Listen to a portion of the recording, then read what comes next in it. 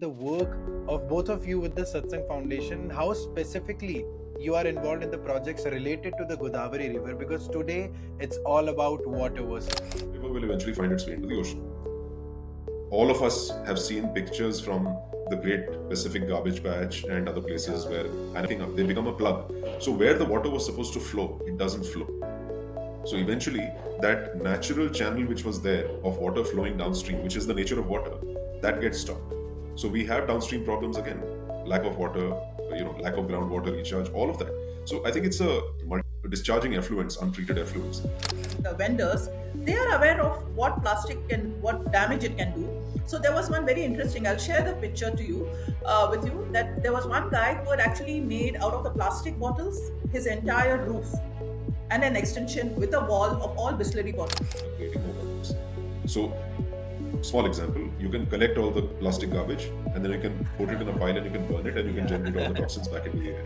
That's not a solution, right? So, we've got to think about it sensibly and use technology to make sure that that recovery and the recycling and whatever needs to happen to deal with that.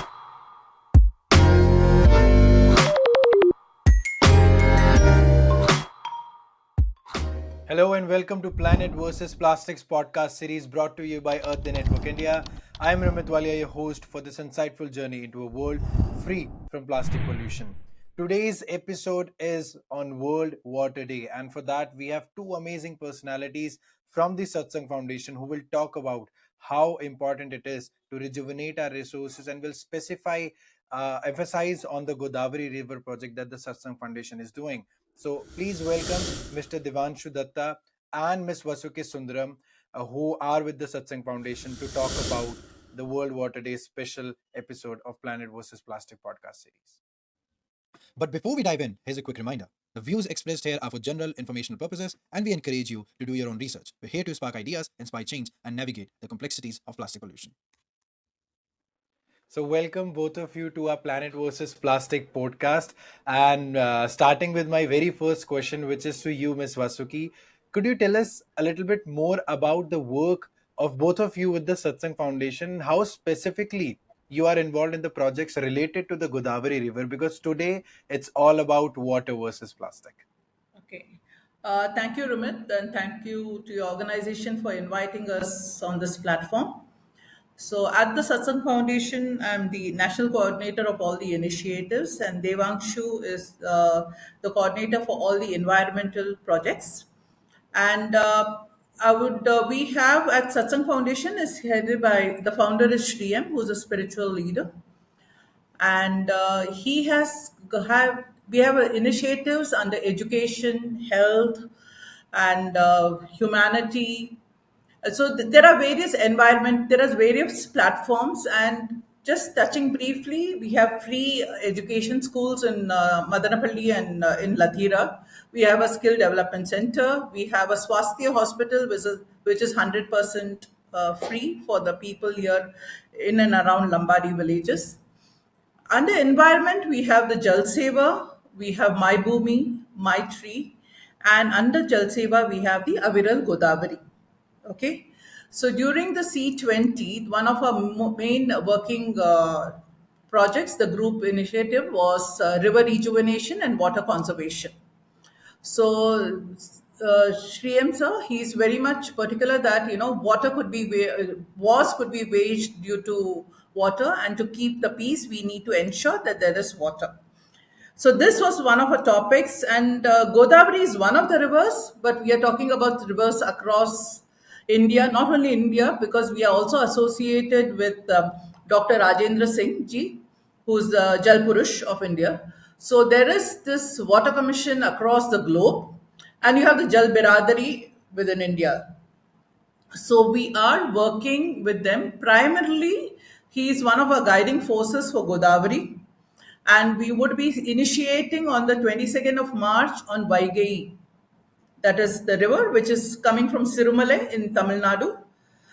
So even that would be one of the river, and there are a couple of other river people who have come to Satsang Foundation to ensure that the work continues. So you wanted to know what? Yeah. Rumit, if I Yes, might sir. just Go ahead. if I might just add one aspect, I think to what Vasuki just said. Working with water, well, I mean, today is World Water Day, and we're talking about water, but you can't see water on its own. You have to see the whole ecology. And, any work that we do with the planet, whether it is soil, whether it is water, whether it is air, all of it is one ecosystem. And that is reflected in a great sense in the initiatives at the Satsang Foundation also. They're all interrelated. Plus, with the partners, with other organizations, individuals, like-minded people, uh, outside of, let's say, the formal structure of Satsang Foundation as well, there are other foundations that we partner with. And I think the problem is much larger than what any one person can deal with or what one organization can deal with. So we really need to look at it as an ecosystem That's very issue. rightly you've put, Devanshu sir, because when Vasaki ma'am talked about Jal Biradri and Jal Purush, Jal Rakshak, there are terms going on around now, and what we are facing right now in Bengaluru is a crisis everybody is aware of. And we're not far away when it's going to hit cities like Delhi, Mumbai, or Chennai, or these cities. We are on the verge of just, I mean, not just words, we are collapsing. So that also reminded me that at Earth Day, we try to also give outreach to the people and the work like that you have been doing to as much as population that we can reach out to. So we have this ebook which is Restore Our Earth, and it has a specific focus on rejuvenating water. So I mean, these are the ways that how we can replicate it. Well, next question to you would be Devanshu sir, that I was just reading about it and I came to know that more than 80%, like more than 5,000 rivers are polluted in the world, majorly because of the plastic pollution. And then more than 2,000 species have been affected itself. So it's not just that the whole plastic is in oceans only, it is also coming from the rivers. So when you have been working on the Godavari project, and so what are the things, what are the challenges that you have seen yourself in the Godavari project with the plastic, and how are you perceiving it? So the work with the Godavari is actually still very young. I would say it started in the recent years, but the problem has been seen over the last, if you say, 25, 30 years. Uh, Most of the plastic that we find on the planet today has been produced in the last 25, 30 years. Before that, while plastics existed, the explosion of usage of plastics has really happened in the last 2, 3 decades. Uh, Plastic by itself has found its way into everything that we do. By itself, it is not the problem.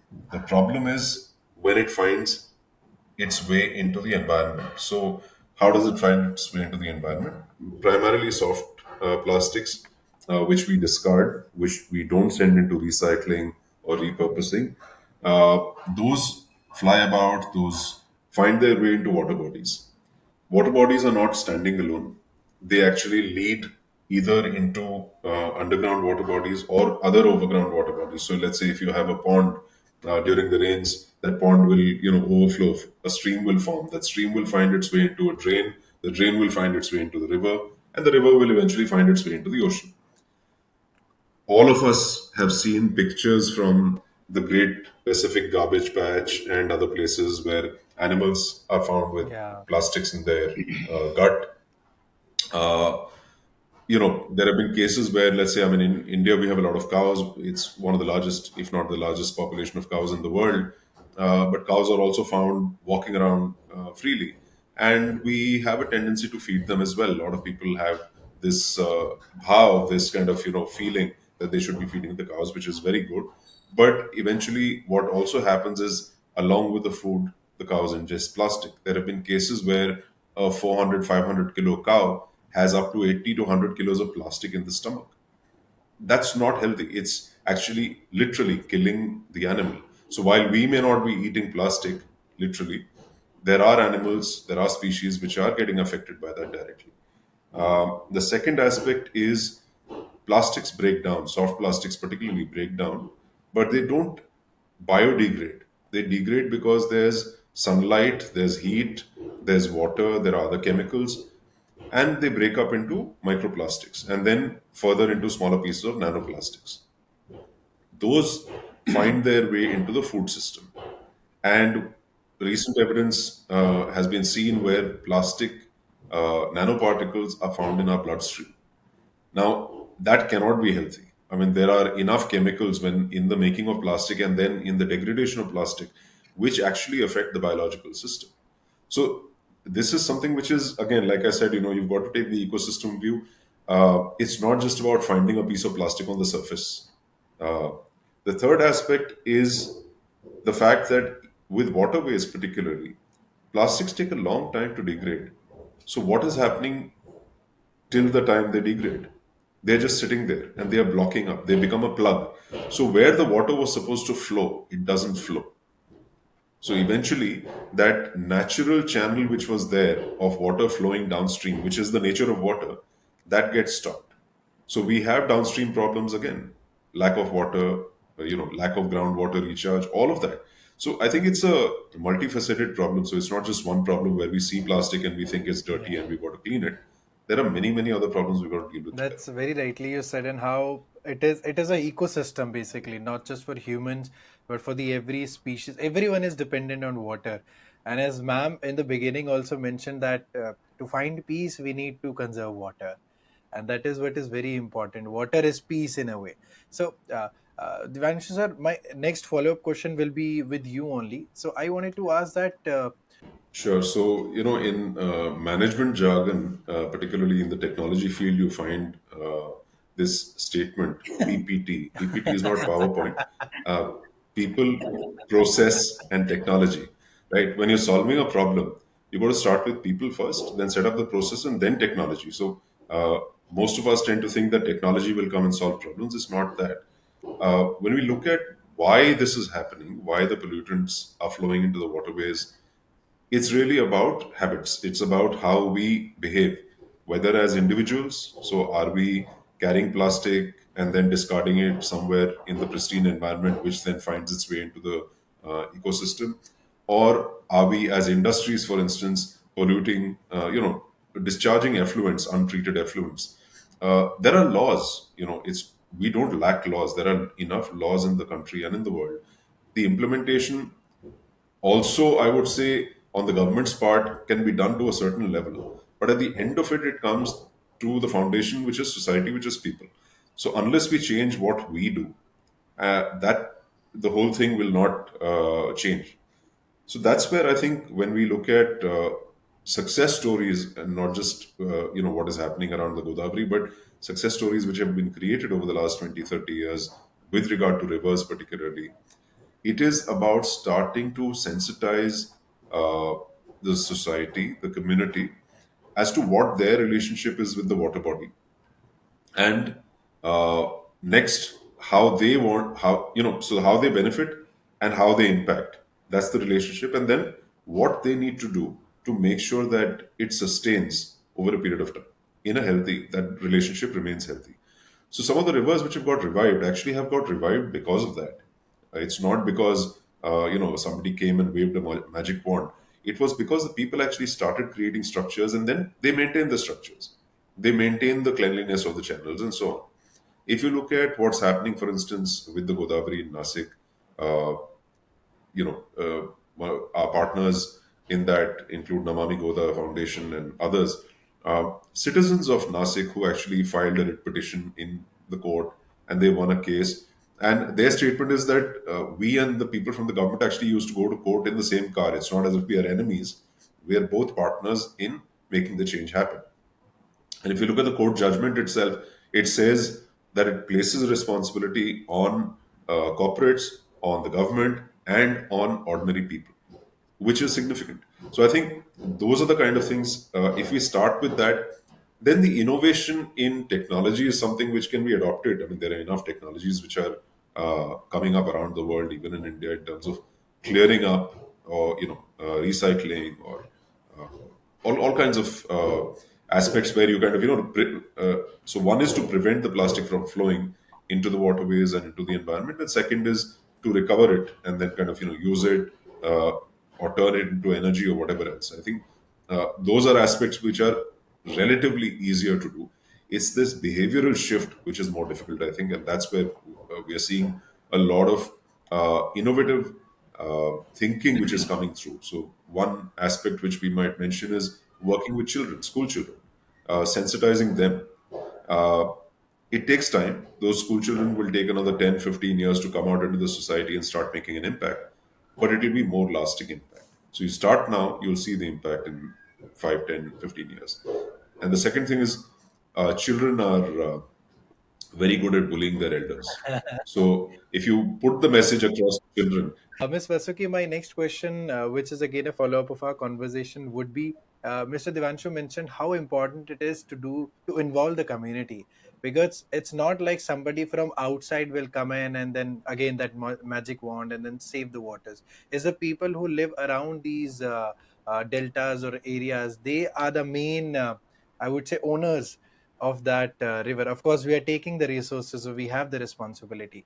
So, how important it is to engage that community, and are there some success stories, some examples which you have seen in the Godavari project where the community has come forward on their own and have shown that ownership and that leadership, which is the crucial part, I mean, in rejuvenating any resources? Yeah. Thank you. I would like to spread it across, not just restrict it to Brahmagiri. So the Yeah, challenges I would say is true what you said about the community is at the individual level. It's when people generally take the bottles up because it's a steep climb to the Brahmagiri, and it's natural. You want to drink water, and there are its bottles are available. But what is Devangshu was speaking about the behavioral change which is required or a lifestyle change, I would say one needs to adopt is get the plastic bottle back, you know. Do not throw it at the Brahmagiri or you won't believe, Rumit, when we were desilting the Kund, from there we had layers of plastic. So you can see how oh, much the plastic has gone into the soil, down, yeah, right?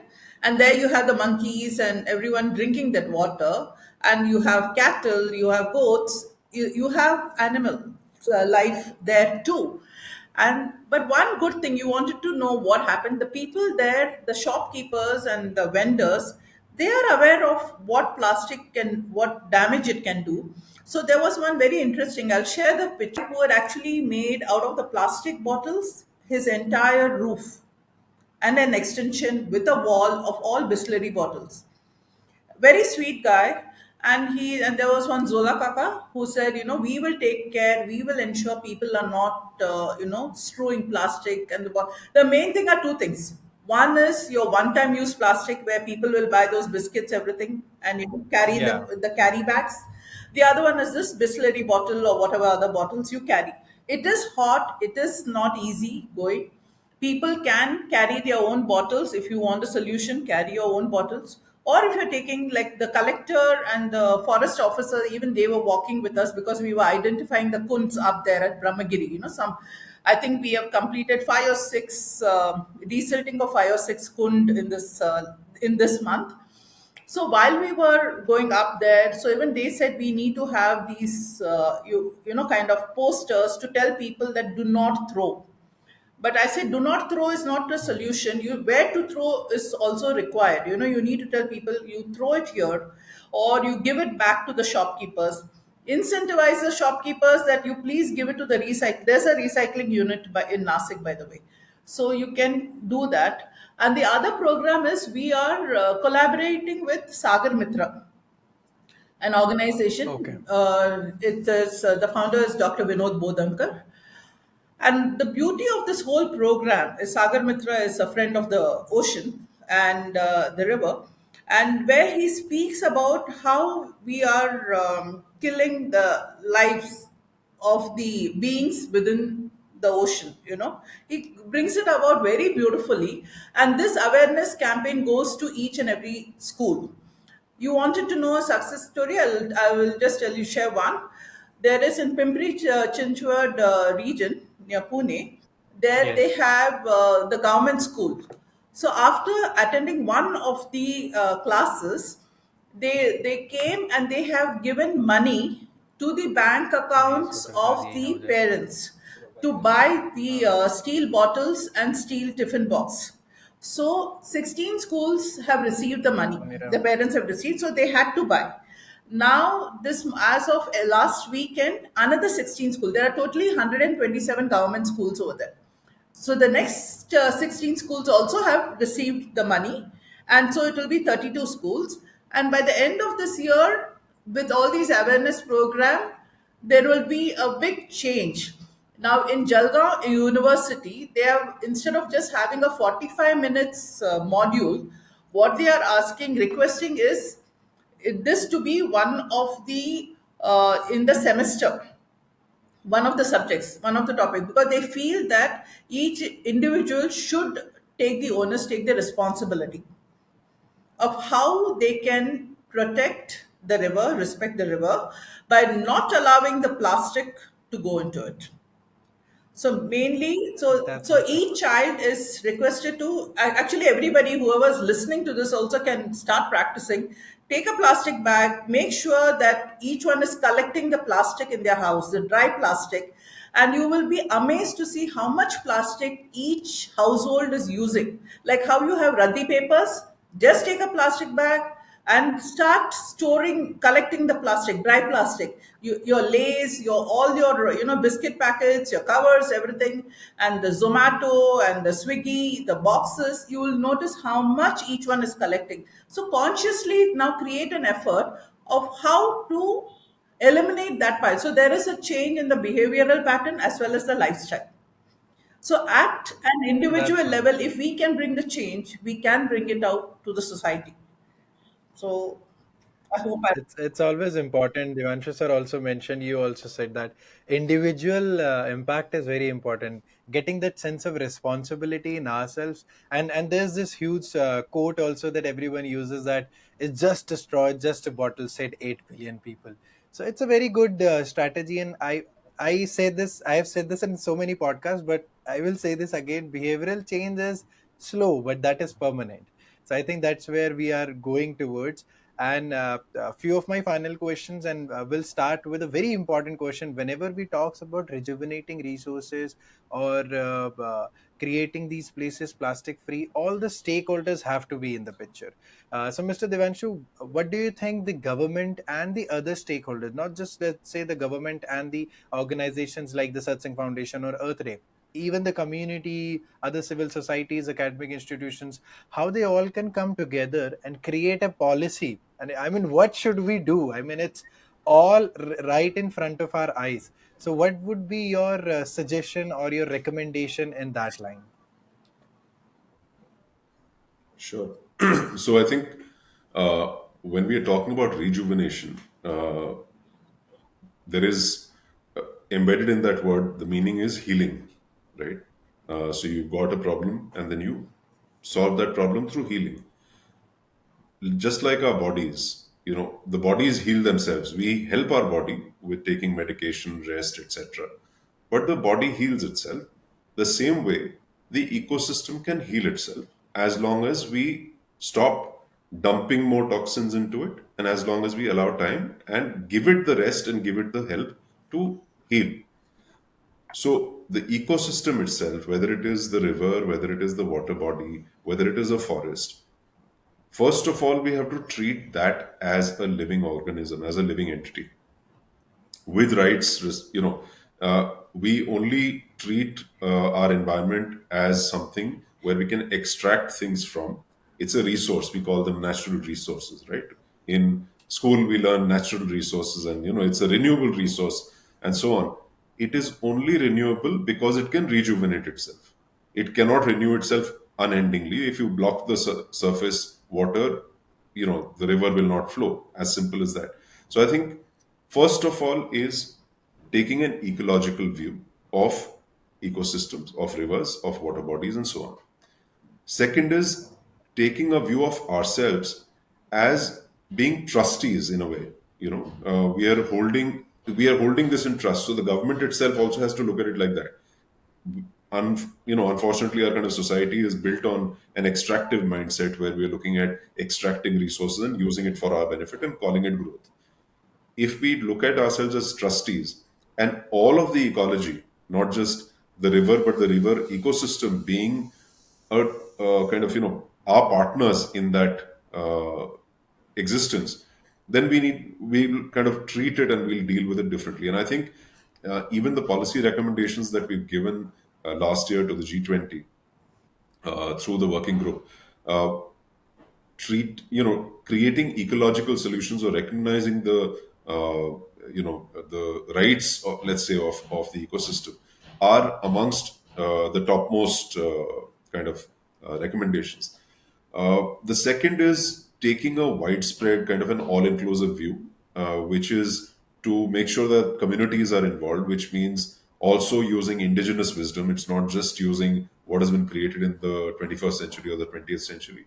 Using indigenous wisdom, which is lived on and worked for hundreds, thousands of years, using that to actually preserve and kind of even fix Yeah. ecosystems.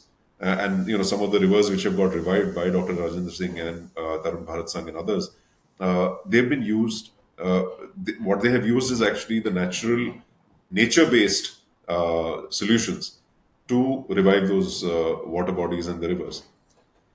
The third aspect is using technology. We are not shying away from technology. We are not kind of stick in the mud, stuck in the Middle Ages kind of people. We have to use technology, but technology should be used, number one, to demarcate, to identify all the water bodies that exist.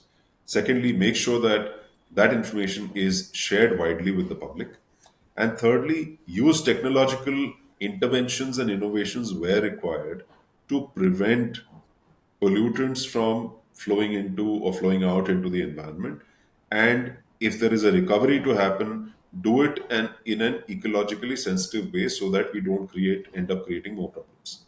So, small example, you can collect all the plastic garbage and then you can put it in a pile and you can burn it and you can generate all the toxins back into the air.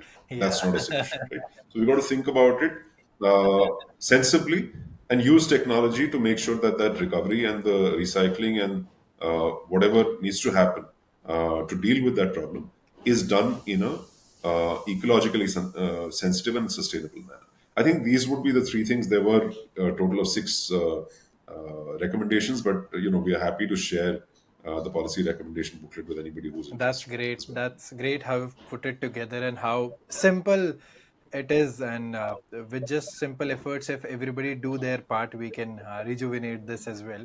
And we're almost at the end. I don't want to end this podcast. It's so informative, but we have to do it for a time limit. So my last question would be with you, Miss Vasuki. Do you have some wise words, let's say, or something? Not like a magic wand, I would say, but something that you would like to share with the audience so that when they listen to it, they realize ki, okay, I also am a part of this ecosystem. Even if I'm sitting in a city where there's no river, I still have to conserve it in the ways that I can do. So would you like to wrap it up Rumit, I with have a some very, sentences yeah, or two? thanks. I have a very simple line like when I speak to all my friends and tell, like each one of us, I come from Mumbai, and all of us, get caught up in creating wealth and ensuring that generations to come do not have to work. So at one place, I did ask them this question. I said, "Great, you'll have got wealth for the next six generation or seven generation. Have you ever thought, is the wealth going to be utilized to get something for a water or a replacement? Because water is not something you are leaving. Many of them are into construction. Many of them are into various other projects. So I told, why don't you all create space? Like at some place you're making buildings, you're building buildings. Why don't you have space for trees? Why don't you ensure that you all are not encroaching on the river land? Why don't you all ensure that you all are making sure that the river is respected and the land where that space do not encroach, because she comes and Yeah. hits back. you know so my thing to any person, because you wanted to wrap it up, is irrespective of where you are, irrespective of the amount of wealth you have amassed, just remember you cannot be without water. And to ensure that at least the next generation has a look of how a drop of water is, do something for it and do plant a tree, do clean a river, do clean a river. Could join us in our river rejuvenation program. That's what I would say. That's wonderful. And I think with that, I leave that thought for the audience to reflect on. And to wrap it up, thank you so much, Mr. Devanshu and Ms. Vasuki, for joining this podcast. It has been an honor listening to both of you and listening to the work that the Satsang Foundation is doing. Thank you. And Thank you so just for much. the audience, remember, keep it clean, keep it green, and remember, every day is Earth Day.